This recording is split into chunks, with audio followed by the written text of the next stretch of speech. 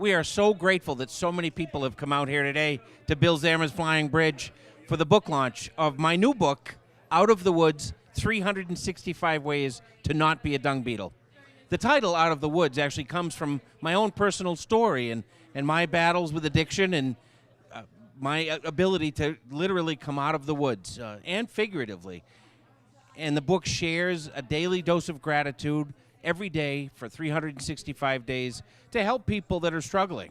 It's basically a hard copy version of what Troy does every day in terms of inspirational 1 or 2 sentences first thing in the morning on Facebook, which really is, a way to start positive.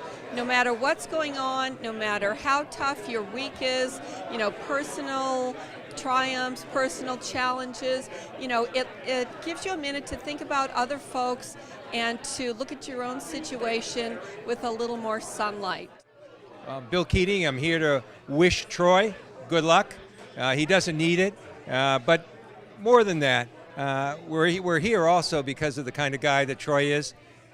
He's a guy that in his life, if you're on his text mails or his emails, he's always giving you inspiration. And so it's no surprise that he's writing a book that provides inspiration. I started writing these quotes many, many years ago, and we decided not too long ago to publish them into a book. So the enterprise, Falmouth Publishing, who we partnered with on my first book, and I got together and just started to put it all together. And Falmouth's artist emeritus, Karen Ronaldo, who's here celebrating with us today, did some beautiful artwork on both the front and the back cover. You couldn't find a better person to do such a great subject, inspirational verses. I think Falmouth is very fortunate to have a person like Troy living amongst us, and the work that he does on a daily basis, not just one column a week, but on a daily basis, that's inspiring to each and every one of us. Good afternoon, and I'm Bill Keating, and here to talk about my friend Troy Clarkson. And it was great that, think of the influence that he has. He actually made sure the Patriots game started at 4:25. It worked around this event here today so that no one would be conflicted by that. It's enormous influence, which we all know in the Falmouth region as well. There's so many people here. It's a group of people, as I looked around, and you look around, it's everyone else you know. And that's really the fact that Troy is the person that puts so many different people together. It's an eclectic crowd and a great crowd here today. I have a very easy assignment, and it's one to introduce the person who's going to introduce Troy. So I'm going to introduce the introducer, if that's the way to put it. And it's really a person that really checks off a lot of the important aspects of why we're gathering here today. Ken Clarkson, like my brother and my father, who's deceased, but my brother, who's a retired police officer and detective and investigator, has done a great job making our community safer in many ways. He also is a person that understands the importance of dealing with prevention and dealing with aftercare issues himself. So in terms of someone that I think certainly knows our guest of honor the best, and in terms of someone who's going to really speak to the theme of the foundation that Troy is going to talk about a little later, we'll have no better person than to call up and ask him to introduce his brother, Ken Clarkson.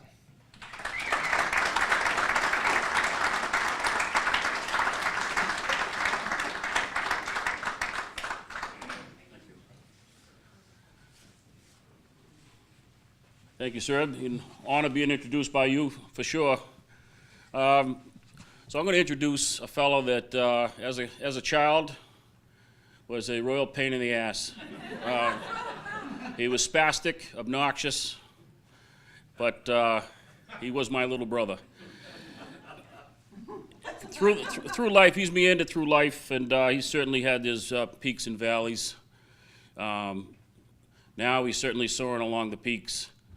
He's, a mentor. He's a manager, but most importantly, he's a great human being, a great family man, and my favorite brother. So he's the speaker, not me. I like to be in the background like I was watching, so I'll put him up here where he's very uncomfortable to introduce and talk about what we're doing here today. My brother, my best friend, Troy Clarkson.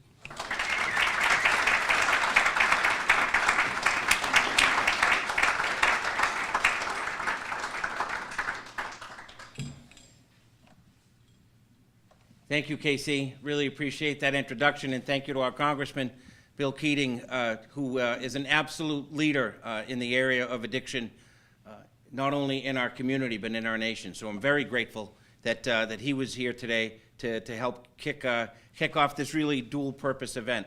I am so grateful that all of you, friends and family, well, and that's it, because even though some people here in this room are colleagues, they're friends as well. And so it's really important that you're here to me today to help celebrate this amazing event. I would like to introduce a few other folks, members of our community, leaders in our community that have joined us here today, and offer special thanks to them. The chairman of our Board of Selectmen, Sue Moran, is here.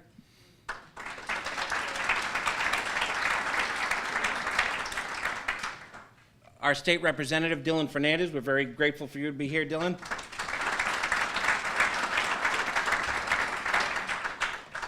A gentleman who may come up later in my remarks, our town clerk, Michael Palmer.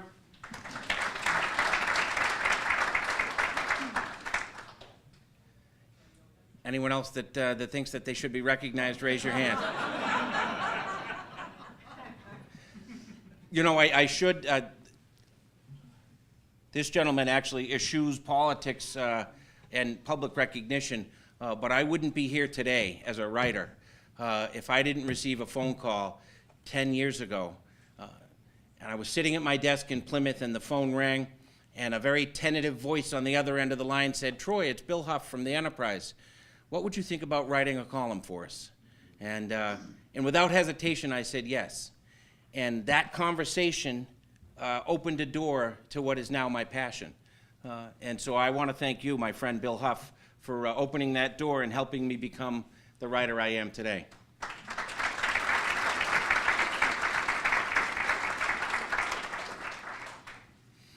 And also, in terms of being here and being able to be here today, I would not be able to be here today without my parents, Phil and Donna Stone. So thank you to both of you.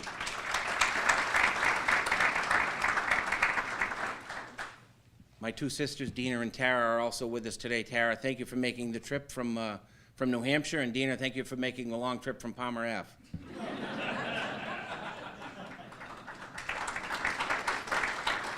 So I could probably go and then recognize every person in the room because you were all very special to me, but I know you want to get to the cheese and the crackers and the Patriots, and so I'll end the recognitions there, but truly thank you all from the bottom of my heart for taking time out of this beautiful day to join us.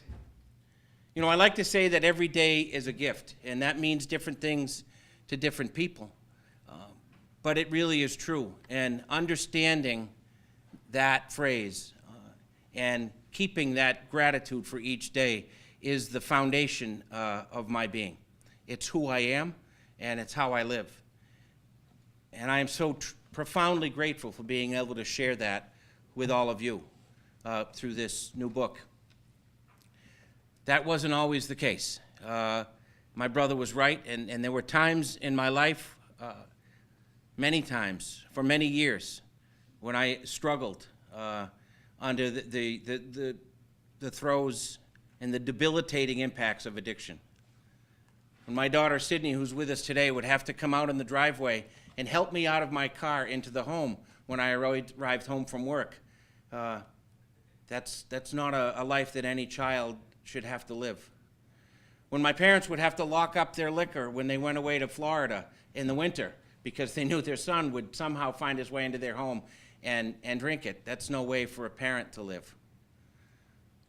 When my brother would have to wonder when a call came over the radio in his police cruiser if that was the day that his brother would perish, that's no way for a brother to live. But those of us in the room who are in recovery know that we have those impacts on people's lives. And we wake up every day and swear to ourselves and believe it with every fiber of our being that that will be the last day that we'll drink or use drugs.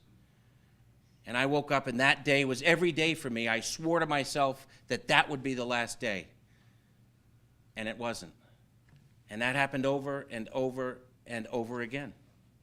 But somehow, with the love and the support and the help of many of the people in this room, I found a way off of that hamster's wheel into a life that I could live a day at a time. I'll tell one brief story. I'll tell a few brief stories, but this is my first brief story. I was up the hill in Gosnold trying to get some help, trying to get better a day at a time, and I decided that I probably knew as much, if not more, than anyone that was there. That I could probably teach the clinicians. In fact, the first time I went in, I had a shirt and a tie, and I passed around my business cards, and I sang songs and entertained everyone, and had a really good time. And I walked out the door and got drunk.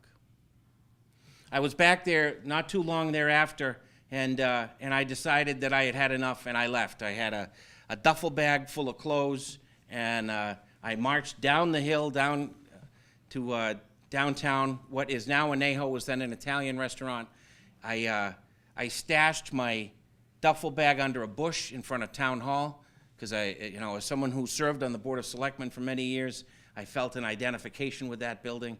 And I walked across the street, not a penny in my pocket, sat at the bar and ordered 2 drinks, a beer and a shot. And my wife at the time didn't know what to do, so she called the only person she knew would answer the phone and would go out and look for me, and that was Mike Palmer. And so he knew where to look. He didn't go looking in the knitting store or in the grocery store. He knew to either go to a bar or a liquor store, and he walked in the bar and he saw me seated at the bar, and there were no cross words spoken. He simply tapped me on the shoulder and said, "Come on, let's go." And I did. Of course, I finished the beer and the shot and went back into treatment. But that's the story of so many of us here today, that it took the love and support and unwavering commitment of family and friends to help us get to where we needed to be, and then the unwavering commitment and help of a new group of friends to help us stay there a day at a time. And that's my story. And so not long thereafter, Michael suffered a horrific tragedy in his own life and lost his wife. And I was trying to find a way in my newfound sobriety to find the strength to somehow be helpful. And I decided to search the internet and find an inspirational quote and email it to him every day in the hopes that maybe that would help and provide some comfort. And that's what I did. And it wasn't long thereafter where he and my daughter Sydney and a few other people said, Troy, you could probably come up with your own. And so I did. And I began texting that original quote every day. Many of you in this room to this day receive that quote every day, and if you don't and you'd like to, then when I'm signing books, just let me know and I'll send it to you as well. Because that's my time every day to reflect and be grateful. That's my time every day to really share that gratitude with people about whom I care very deeply. Other people in this room, like Timmy Porter, if I don't send that text by 8 a.m., they remind me that I'm a little late and make sure that I get it done. But it's that commitment and that love and that friendship that keeps me going every day. So we decided to compile all of these daily quotes into a book, and that project began a couple years ago. Much like my first book, which is here and on sale, I reached out to my friend Bill Huff and said, can we do this? And he didn't hesitate for a second, and he brought the resources of his efforts and of Falmouth Publishing that have been doing good work in this town for 150 years, and and it became a reality. But it wasn't enough just to have quotes on a page every day. We needed something to make it a little more interesting, a little more enticing. And there's no better person on the planet, never mind in Falmouth, to help bring words to life through pictures than Karen Ronaldo. And Karen is here today. Thank you for your love and your friendship. And this book wouldn't be what it is without your gift. Where's Karen? She's here somewhere. So that incredible artwork that's on the front and the back covers of the book are the vision and the talent of Karen Ronaldo. The title of the book, Out of the Woods, is symbolic and descriptive of what was probably the worst day of my life, but in other ways, the pathway to every other day of my life. There came a day where I was not welcome at home, where I had no place to go, where the people who loved me enough to tell me that I needed to get well before I could be in their lives. And so my solution, rather than getting help, was to get drunk. And I took a cab to John's Liquor Store, another place that was very familiar to me. And I bought 6 bottles of vodka. I had with me that I had taken from home a blanket, a change of clothes, and of course a book, because I considered myself to be an intellectual.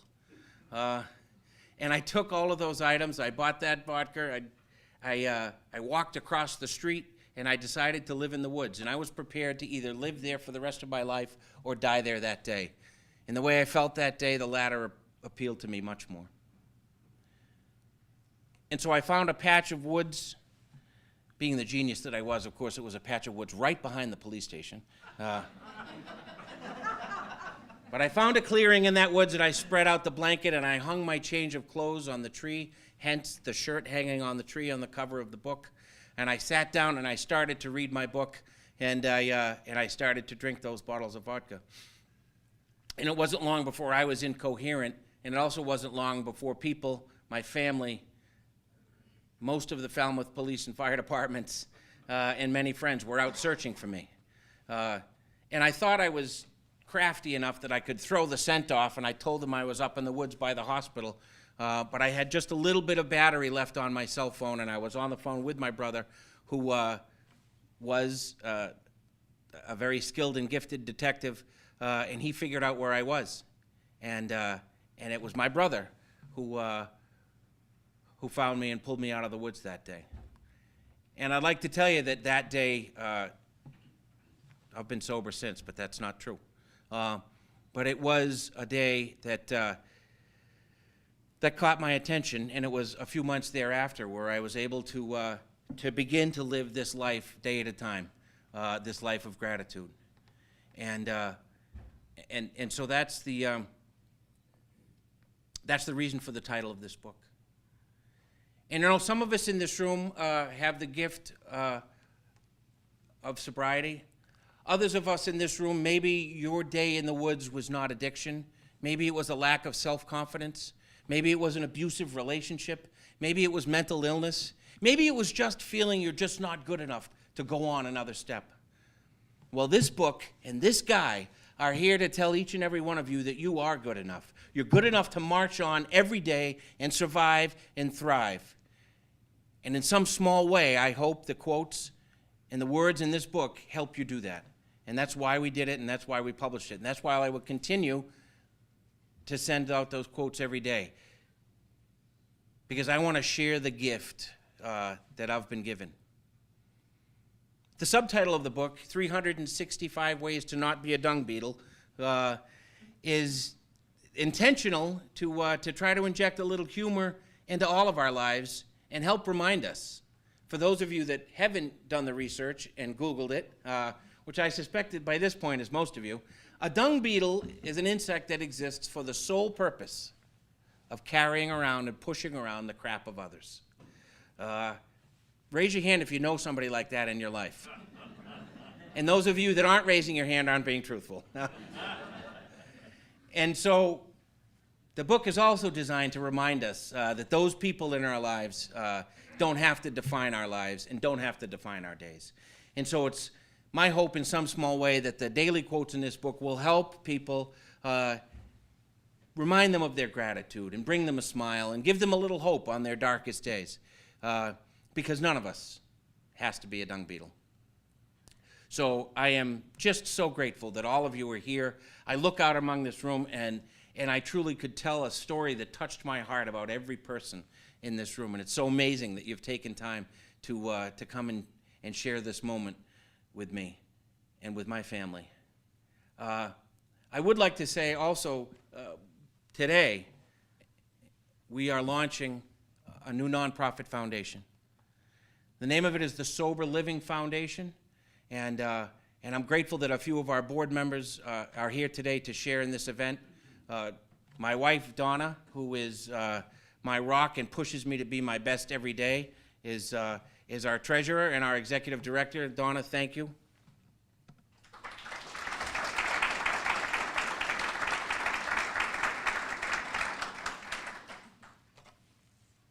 And on my wall in my office is a framed copy. Well, it's not a copy. It's my framed degree from Boston College. And on that framed degree is a little yellow sticky.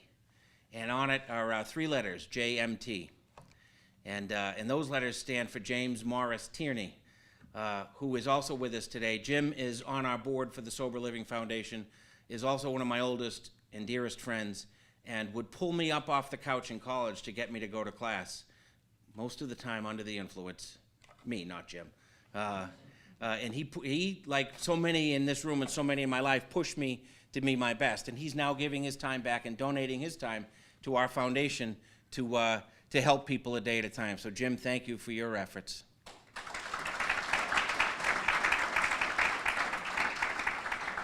When we formed this foundation a year ago, we didn't want to just form a nonprofit for the sake of forming a nonprofit. We wanted to find a way and find a reason to make a difference. And so one of our other board members, Brian McLaughlin, who couldn't be with us today, but is a very important part of our board, we sat at our inaugural board meeting at our house, and he said, what if I write a check today to the foundation? What are you going to do with it? And I said, well, we'll help people get into treatment. And he said, well, that's great. And then you'll be out of money as soon as you got the donation, because treatment's very expensive. What are you going to do with it? And he challenged us to really figure out what our mission should be.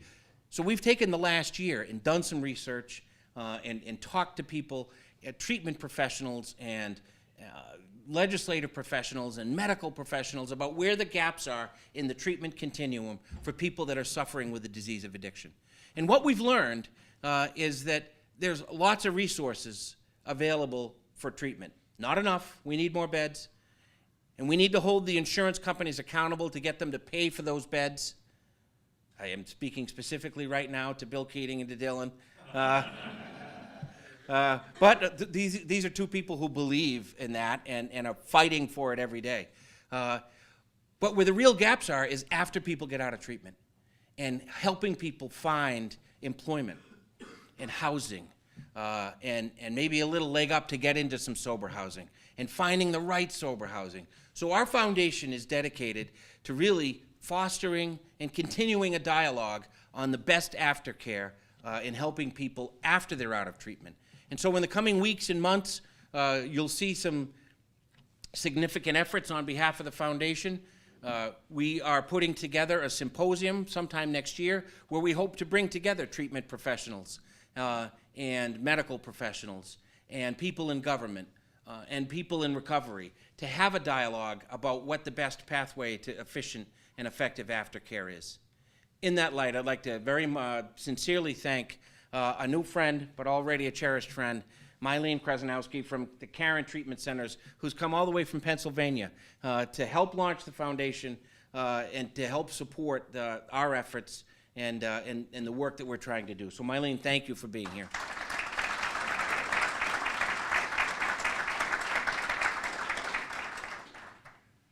So our work in the foundation begins today, but it continues a day at a time, just like our work in recovery.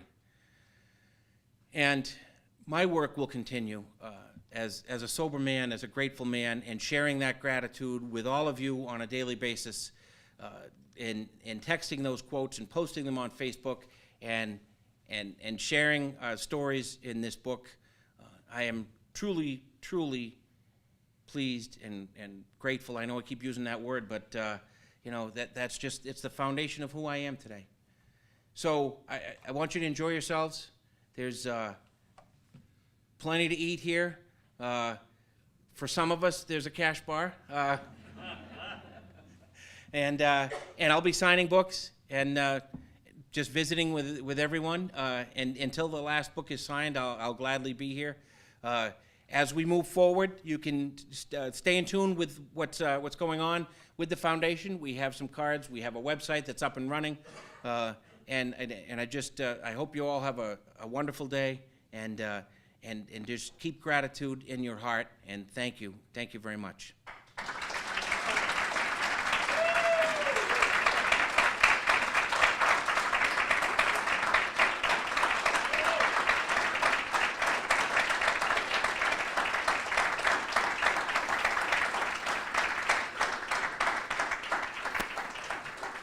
Before I scoot to the back of the room and sign books, we did want to provide anyone that wanted to ask any questions about the book or the foundation or the cheese and crackers. Anyone? No questions? All right. We'll see you at the back of the room. Thanks, everyone.